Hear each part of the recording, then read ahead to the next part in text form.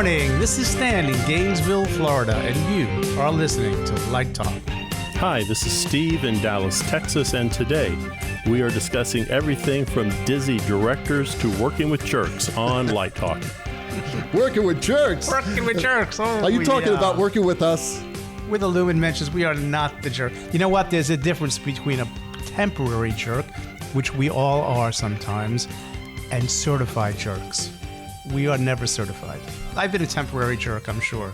Yeah, we've all been temporary jerks, but I'm an actual certified public nuisance. And this is a long story that I'm not going to go into right now, but I actually have a certification as being a public nuisance long ago. And this is David in Long Beach, California. If you don't already know, you are listening to Light Talk, and we are the Lumen Brothers. So, you know what this is? Episode uno. 111. And don't you have some news about like downloads or something? Aren't we like still popular, which is amazing? The last 2 months, we hit the 6,000 number twice. Wow. 6,500 the second month, 6,000 the first month. So I don't know what's going on. And I think Steve said that we're closing in on how many, Steve, on the Facebook? We're knocking on the door of 2,000 Facebook followers. You know, we're getting 5 to 10 people a week. That number is growing. So, some people. Not bad for a niche. We are a niche, but boy, we're doing okay. It's funny, I was listening to old episodes of Car Talk, again, which I love doing. And there was one day we first started to go to the podcast, and it was very interesting what they were talking about, because these are two guys that basically did everything on the radio. It was an NPR show. Right. It was a radio show before podcasts. And they were up to like episode 1,919. So we are only at episode 111. We're babies. So it's a long way to go. But anyway, welcome to 111. And we have some news, and then we'll get started after the news. First, Steve, why don't you tell us a little bit about how Design Showcase East went? Well, we're in our 17th year of presenting graduate students and BFA students to the New York market. We show their portfolios. We have room for about 30 people at the Alvin Ailey Studios. It was a good showing. People came, had a good time. What can I say? We have a couple hundred guests who come. A number of people were hired right off the floor, so it's kind of a combination Welcome to New York job fair.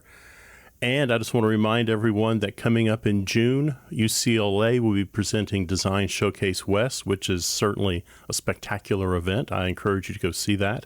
That's right. That's June 1st. But boy, that's great, Steve. And as you know, I was there last year. It was a fantastic event. The Alvin Ailey studio is beautiful. Great place to highlight the students' work. And I'm really happy to hear that so many were successful in landing some gigs. That's really, really important. And then finally, we're going to talk about, before we get started, a little Game of Thrones finale action happened yesterday. And we were all pretty excited about that. At least I was. I don't think these two guys watch it, but I certainly did. And I really enjoyed it. I think they've sort of come back and wrapped up the series pretty well. So congratulations to the showrunners and everyone involved in that show. Although, I don't know if you guys know, but a few weeks ago, there was a mistake. Someone left a Starbucks coffee cup on the set, and it actually made it to the final airing of the show. I'll see your coffee cup, and I will raise you a plastic bottle of water. That's what I was going to say. Go for it. It happened again. It happened again in one of the final scenes when all the lords of Westeros are there trying to decide who's going to be king. Sure enough, by one of the lords' feet is a plastic water bottle. And I don't know, that's pretty sloppy. It's amazing to me, especially after they did it once. But, I think that there's a reason. I think they did this intentionally because people are getting so damn serious about Game of Thrones, me included, is that we forget that it's just a damn TV show. So I think they're leaving these little mistakes to remind you that it's just fake. Remind you it's fake. It's only a television show, for God's sake. So anyway, very, very funny. So hey, Steve has our first listener question. Yes, it comes all the way from Salt Lake City. A young lady by the name of Brianne, and she says, I have a director who constantly changes his mind. He will look at the cue I have created, and he says he likes it. Then the next day at rehearsal, he says that the cue did not work, and he never approved it. I want to please him, but he keeps changing his mind. Well, welcome to tech. Welcome to dress. Welcome to preview.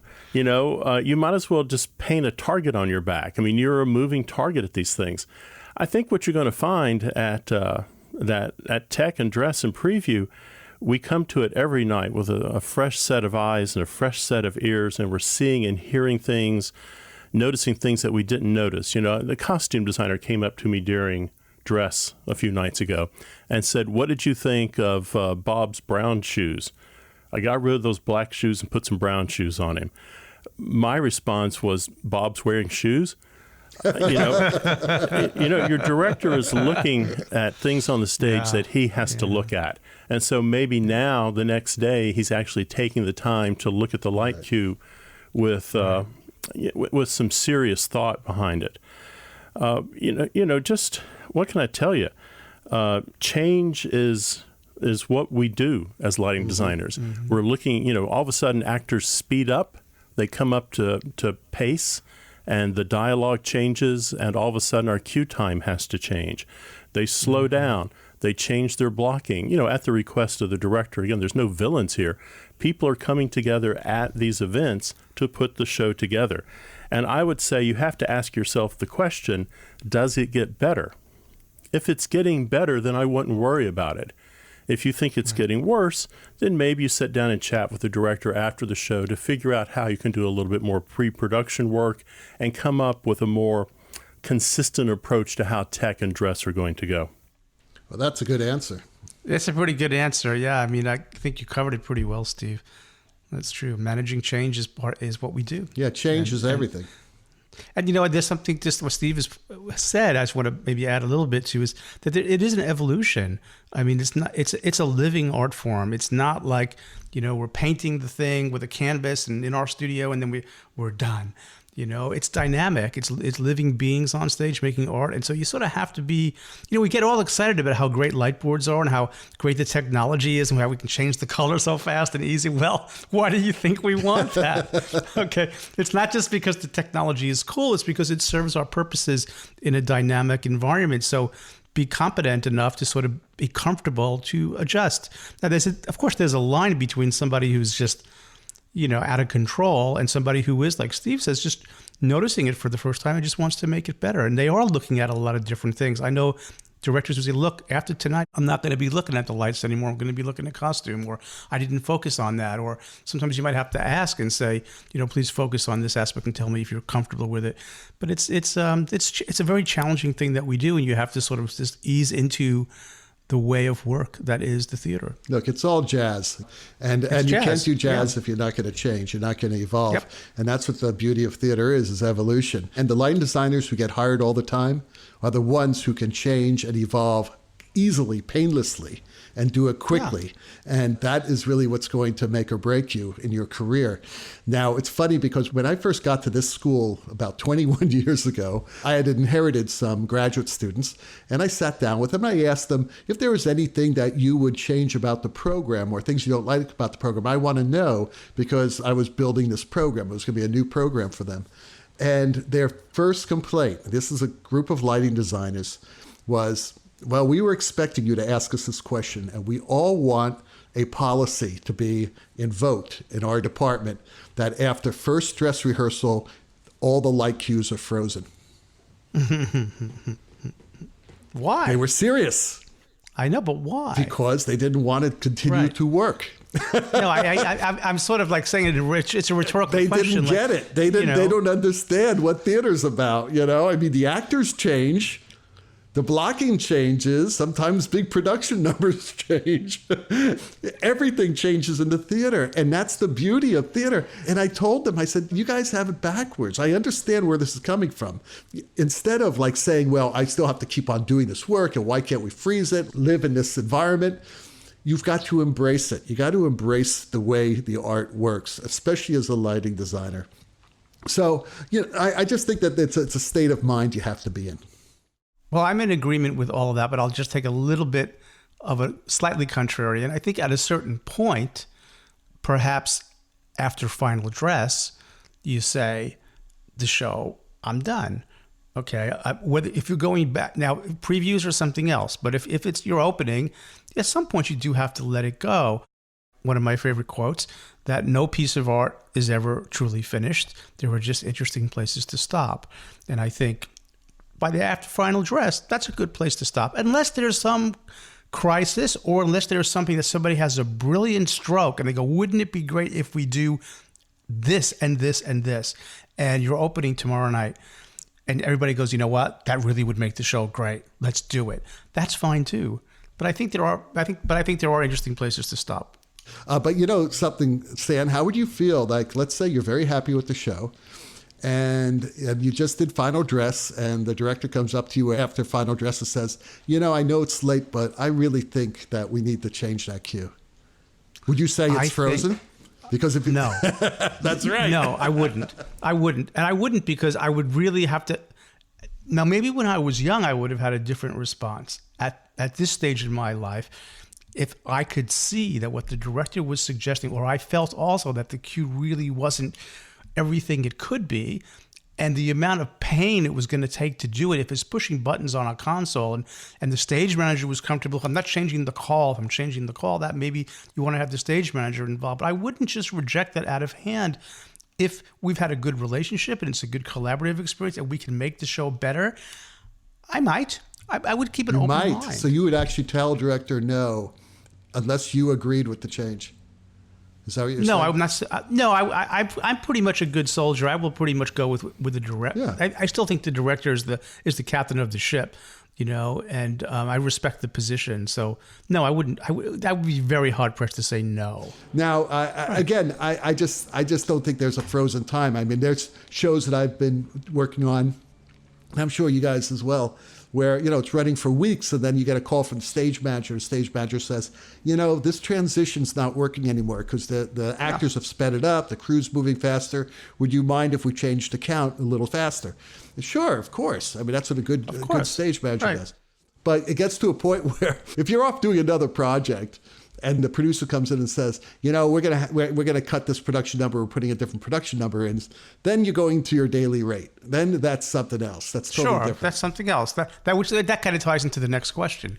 Nigel from London wants to know, what do you do when your client keeps saying, quote, just one more thing, end quote? So this is different for me than a creative process where you make a discovery in the evolution and you all agree that making a change, even if it's at the last minute, is really going to make the thing better. That's different. We've already just covered that subject. Here, I think it's something else. I think he's getting at something else, and I could be wrong, but I think he's getting at adding on to the scope of work is what I think he's getting at. So my notes are like this. So you have to have boundaries. Now, in your personal life and in your professional life. Now, if those boundaries can be like a balloon, they can expand, you know, a little bit from what you agreed to. They could contract a little bit and you might end up not working as hard as you thought. So that's sort of a little bit of malleableness. But then there's a point where the balloon breaks, where they've gone asked beyond your boundaries, or, you know, you're not doing anything and you're phoning it in, which is not good either. So you sort of need to know what those boundaries are. And I've even watched young students this year who were being asked to do certain things, mature young students who said to somebody on the team, where they basically put their foot down and laid a clear boundary, says, no, that's not my priority right now. That's going to have to wait because this is my priority. And I was very proud of that. So I do think you have to know what your boundaries are. And you have to communicate them in a respectful and professional manner. The other thing is, I think when you're dealing with somebody like that and you've dealt with them before, you sort of have to be explicit in your contract. Now, you can't cover everything, but the contract can be fairly explicit and hold yourself and everybody else to those explicit scope of work. But that doesn't mean you shouldn't be reasonable, right? So you've got to have a judgment on your own of what is reasonable. Can I work a few more? I'm doing a project right now that I'm going to lose money on just because of the amount of time I've had to put in. And I'm now working with somebody to help me through this complication. I put in way more time than I should have to. I could be really angry about it, but I'm turning that lemon into lemonade because of the way I'm working with the company that didn't provide appropriate equipment and is having problems. And there's a certain level of embarrassment that's happening towards me because of this, but I'm working through it. So my client's not asking for one more thing, but I am expanding my scope because my reputation is connected to it.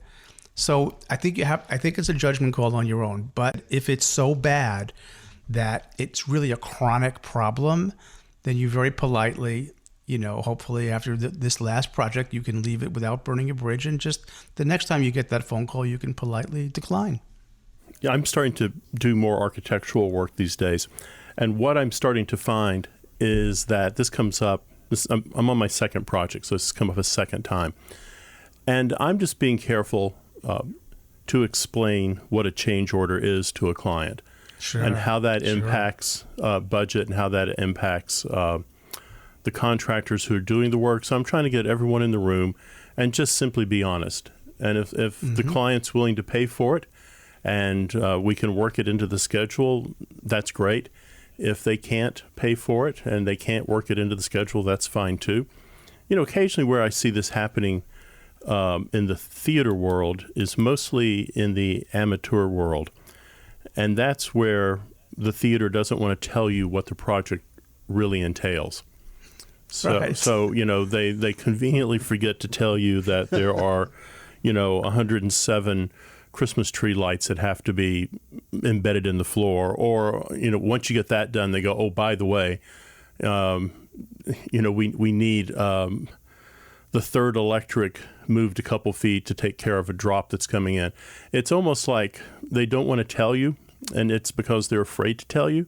And I encourage them, just tell me everything up front so we can plan our workflow a little bit easier. I mean, there's no foul here.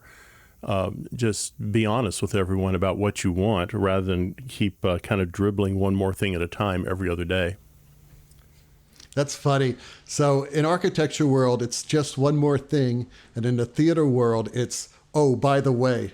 Oh, by the way. Oh, by the way. Can I add a couple of things to that? Because Steve hit on a couple of really interesting points. One, for those folks out there who haven't worked in architecture or construction, they may not know what a change order is. So maybe I'll give a brief definition of that. And the other thing that I wanted to add is that the architecture world has a very codified methodology for how they go through a construction process. And I've been teaching my students that process and the phases of work. And I really think, so I'm going to go out on a limb here and say this to all the theater people out there, that we should copy them. We should adopt the architectural construction process methodology, not to the degree that they do, but conceptually, because we already do it. We just don't use the same words, and we don't have the sort of the discipline to stick with it. So let me just say change order is when a change in a process needs to be made.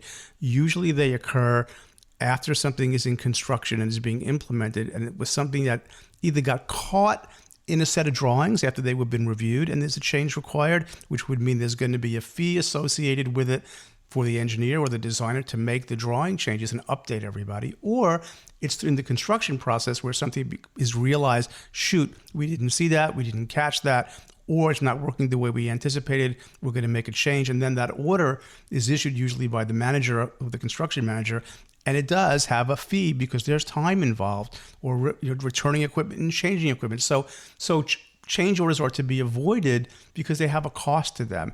In theater, it's similar too. A call can be extended. You can go into overtime. But I do think there's something valuable about what they call programming, or we call research, what they call schematic planning, which we might call a floor plan, which they call design development, which we sort of do the same thing after schematic is approved, what they call construction documents, what we call working drawings, what they call bid documents, which are the same in commercial theater, and then construction administration, the same as the people who manage the process. It's very similar, and I think we actually do what they do, but it's not organized across our industry. It's different everywhere you go. And I think there would be value in that. I know you don't think it'll ever happen, David, but I think it would actually make the theater do its work better. This is from Pam in Miami. When do you take a chance specifying new and unfamiliar equipment on a show? Well, the quick answer here is I don't. Because I always do research on the equipment.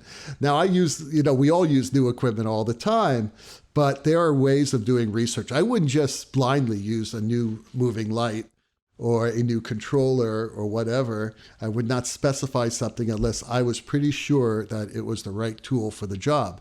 Yes, we do have to make compromises. Sometimes I'll be doing a show in a city and they don't have the equipment that I want, but they do have another type of moving light, another brand, another manufacturer that they do have, and I may never have used. So what do? Well, you don't just order it and on someone's word saying, oh yeah, this does everything a Mac Aura will do. No, that's, even though you do trust people, you want to see it for yourself. So if you're living in a large city, like I live in Los Angeles, usually there are rental houses that will have this equipment. Or you can even call up the manufacturer, and if you have any sort of status, they may even send you a piece of equipment for you to try out. But you really need to try it out. Sometimes you can go on the web and you can look at their demo, and it's a video demo of the equipment. But again, remember, you don't know if what you're seeing is exactly what the light will do. So you got to be really, really, really careful. So I avoid it. I really do avoid it unless I have my hands on that piece of equipment, or I know somebody that I really trust. Like I think I asked Steve. I think we were I was able to use a new Verilight piece of equipment. And I originally spec'd out, I believe it was a clay packy piece. And I asked Steve, hey, will this Verilight do what this clay packy will do? And Steve said, absolutely. And I trusted him, and he was right. But again, that's something you got to be really, really careful about. Well, it's a career ender. Yep. I mean, you can't take something that, I don't know, you read about it on an internet forum. I mean, if you don't know what the equipment is capable of doing, and what its strengths and weaknesses are, you're just asking for trouble. You're just asking for trouble. If you're not familiar with how the color mixing on it works, or how the effects or the animation wheels work, and you get into the theater, I have heard this a lot, particularly from young designers, and they blame the equipment. They should be blaming themselves for taking that piece of equipment that they knew nothing about and sticking it on the show. How many times have I heard, if I were using a Grand MA, it'd be finished now. Or if I were using a Geo, I'd be finished with my work now.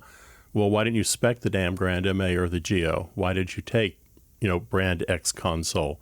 Well, everyone said it did the same thing. Well, buyer beware. Never, never. You'll just walk away looking bad, and people will think less of you, particularly producers, where the bottom line is important. Yeah, don't do it. Do your research, or even use a piece of equipment that may not be exactly what you wanted, but that you know how it works and you know what it can do. Right. And you can sort of compromise a little bit that way. You'd feel a lot better off and lose a lot less sleep by using the equipment you know. I'm zoning in on the word unfamiliar equipment, and I think that's what you guys were getting at the end of your comments, that it may not be the quality. It could be a decent piece of equipment. You just might not know it. So I tell my students, don't learn something new on an actual show. Use what you know. I'll give an example. This spring, we were going to use Hedgehog, which is a perfectly reliable piece of equipment on a show, but we don't usually use the Hog in our main stage space. We're ETC Net, and we were using more universes than we've ever used before. And I had a little bit of trepidation. The student wanted to use it, and that student had some familiarity. But we reached the point where I said, you know what? It's going to. I don't think you're as prepared as you need to be in the first place. And then going in there with a console you're not really that familiar with, not a good idea. And in hindsight, it was a good thing we made that change and we went with what we knew for that production, because it had inherent issues that had nothing to do with that piece of equipment, and it would have just made it worse. So good points, everybody. Well, you are listening to Light Talk with Stan, Steve, and David, and we are the Lumen Brothers. And this week, Light Talk is sponsored by the CWA. That's the Communications Workers of America. And they're coming to us today with a grand old product that everybody needs. Do you struggle until your hair falls out with technical problems? Do you irrationally insist on trying everything you can until you run out of ideas or you break your device? Are you so stubborn that you would sit there useless before you ask for help? Well, man, oh man, has the CWA got an invention for you. It's called the phone. That's right. It actually works. No vaporware, no Ethernet, no satellite connection. This baby runs on copper wire and good old voltage. Just pick up the phone, dial a few numbers, and you'll have a direct, duplex, real fine conversation with a living, breathing expert on the technology you're struggling with. What a concept! A phone! This is not a smartphone. This is just a normal T-E-L-E phone. A telephone. Manufacturers offer a special bonus. 800 numbers. The call is actually free. So pick up the phone. Phones work. You've heard of F2F, face-to-face. This is V2V, voice-to-voice. Get into the 21st century and pick up the phone. Try it. You'll love it. Your favorite manufacturers are just waiting for you to pick up the phone. Available in Princess, desktop rotary, or a light-up push button. Or if you've got some spare coin to blow, get one in a booth. A phone booth. The audio might not be high fidelity, but you'll understand every word. So pick up the phone from the Communication Workers of America, a division of Bell Labs, the folks who invented nearly everything, including the phone. And now, back to Light Talk. All right, so for those who want to know what a phone sounds like, just listen to episode 110. There you go. where we had Dawn Chang. By the way, wasn't that a great interview? Absolutely. It was. I've been listening to the Carpenters ever since. I've been listening to the Carpenters. Yeah. And reading about them, too. By the way, speaking of the Carpenters, I put another link up of a Tonight Show episode that they played on, and Cubby O'Brien was playing drums, and he had a drum solo, and he was great. So, yeah, there you go, Cubby O'Brien. Okay, so those ducks in the background tell us that once again, it's time for Let's Talk About segment. And today, since, we are all out of school, and we all have the summer to ponder our futures in higher education, we thought that we'd talk about what the future is for theater design education. I think it's just simply more broad-based. I'm about to graduate my first costume designer who is interested in working in the virtual world. She is interested in anime and in gaming and creating costumes in that world. We have a school here, part of the Meadows, called the Guild Hall, and they take it's a 2-year program. They take a total of 60 MFAs in, 30 year 1, 30 year 2. And it is a 2-year school in gaming. And occasionally we teach in that program, we teach scenery, lighting, costume to people who are creating games, helping them create a world. So I think the future of design is simply broader and broader and broader. I mean, we had this, you could have had this question, I guess, at the turn of the century. What's the future of design? Well, that future clearly was film. And then a little bit later, that future was television.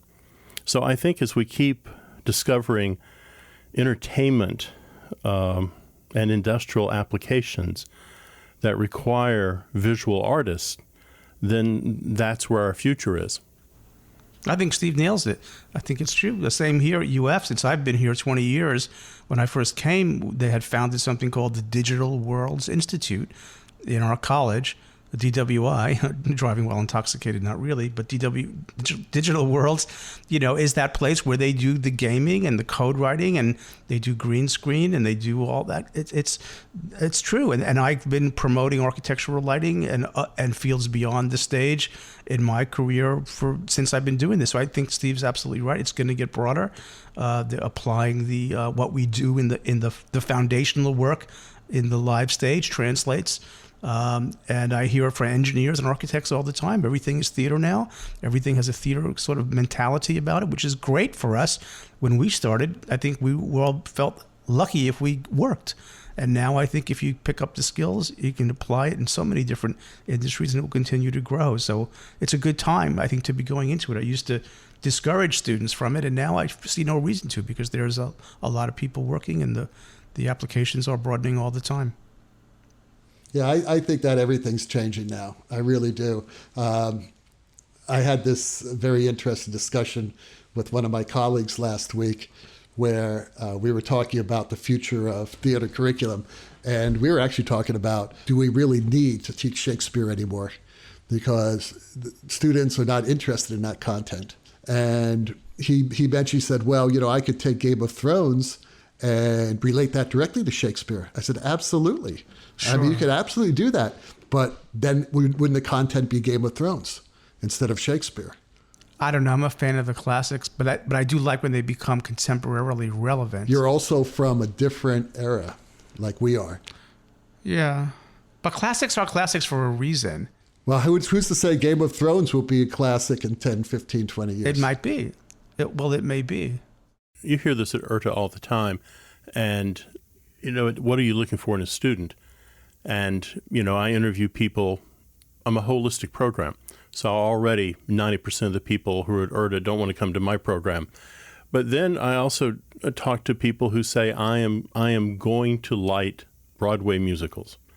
And there's nothing wrong with that. But the key phrase there is, I'm going to light a musical, or I am going to do rock and roll. And they're simply, at this point in their career, they're not interested in a drama, or they're not interested in ballet, or they're not interested in architecture. I am going to light a musical. And anything else they see as a waste of time. Some of them you think, okay, you probably can pull this off. And others you look at and go, you're just a little lost lamb, and you're going to be eaten, and you have no idea because of everything you've decided you're not going to do. You're actually going to the all-you-can-eat buffet and getting a plate of peas and calling it a day. And I have nothing against peas, but I'd like a few potatoes and some corn and maybe some fish along with it. I think the specialization thing is inevitable. But I also think we have coming up an interesting interview with Elaine McCarthy. And I think she's anything but a specialist. She happens to do projections very, very well, but there's a lot of stuff that comes into making her designs something that are noteworthy. So I think that interview, I think it's 115 maybe. And I would say the same thing, the interview with Ken Billington coming up. It's a lot to be a designer. You have a lot of things you're thinking about and looking at and reading and researching, and how this whole kind of, hobo stew comes together to make you what you are is interesting. I agree with Steve. I think of the Elie Kazan quote when he was asked, what do you have to know to be a great director? And he said, everything. You don't have to be an expert in everything, but you have to be sort of conversant in everything. And I think the same can be said to designers. You don't have to be an expert in all the fields, but you sort of have to have a fundamental understanding of all of them because you're working with them. You're working you make art out of the world, and it's to limit yourself. It's okay to have a certain sort of where maybe your talent is more profound than others, but that doesn't mean you turn yourself off to the other things. I think that's defeatist. Yeah, I agree with both you guys on this one. My point is that I think content has to change to get the students engaged. They're not engaged by the classics anymore. And I'm speaking generally. There are exceptions to everything. Maybe it has more to do with the teacher than the content. No, it has to do with the content. I've already done, and I'm sure you guys have done the same. You bring certain content in for them to study. Some things they're turned on by, and some things they're not. They come in with a natural resistance to it. I'm going to make a joke. I had a natural resistance to raw clams and oysters when I was first introduced to them. And now I love raw clams and oysters. Sometimes you do have to be a little force-fed to appreciate something. I don't think that's how these students like to be treated. Yeah, well. It's a different time, Stan. It really is, man. And I just think that a lot of students, if they're not interested in something, they will not have that type of discipline or open-mindedness to realize that it's for their own good. And that is the problem, and therein lies the problem. You just nailed it. Yeah, well, the way things have changed and things are going from what I see is that if you don't cater to that, you're not going to be around for that much longer. That may be true anyway. So it really doesn't matter. That's true regardless. All right, Steve, that's our last question of the day. And it is Tammy from Charlotte. I am working with a scenic designer on a school show, and he is very stubborn and uncollaborative. He does not answer any of my emails and does not listen to any of my suggestions at design meetings. When I ask him why, he says, "Why would I listen to a lighting designer?" Good question. I'm so frustrated. Help. All right, Tammy. Oh, I've got three things to say. Maybe you're just not very talented. You might be bad. Your ideas might be terrible. So that's a possibility. Now, the second possibility, the set designer might just be a jerk. He might just be a certified. He might be a certifiable jerk. It could be temporarily jerky. And there's nothing you can do about that. The third thing, which is probably, I suspect, the answer, is your set designer is territorial. And so, I thought about this a little bit. I have worked with, I think, two. I've been thinking about this. I think I have worked with two really good set designers. A gentleman by the name of Ron Keller and Russell Parkman. And those guys are the most generous, open set designers I've ever worked with.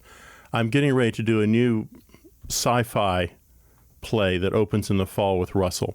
And I have been in his office through the whole design process. He's been taking me through the set, asking me what I think of it. He's just open. And Ron was always very open. So they were not territorial. Now, that didn't mean that they took every suggestion I threw out. And it didn't mean that they also didn't have some suggestions for me. But there was an open, and I felt a good-hearted and honest conversation that had gone on with both of these set designers. So I think probably what you have to do is figure out how the two of you can find a common vocabulary. And I know this is simplistic, but if it's someone you're working with a lot, you said at the school, so maybe you've got to go out and get a slice of pizza. Maybe you have to go out and get a cup of coffee. Maybe the two of you have to get to know each other, because part of these conversations happen when you trust the other person. If he has no reason to trust you, then he never is. And so he's always going to think you're a bad designer. But you can probably prove him wrong, and you can probably prove that you deserve his trust and respect. It's just going to take time. It's just going to take time, unless he's a jerk.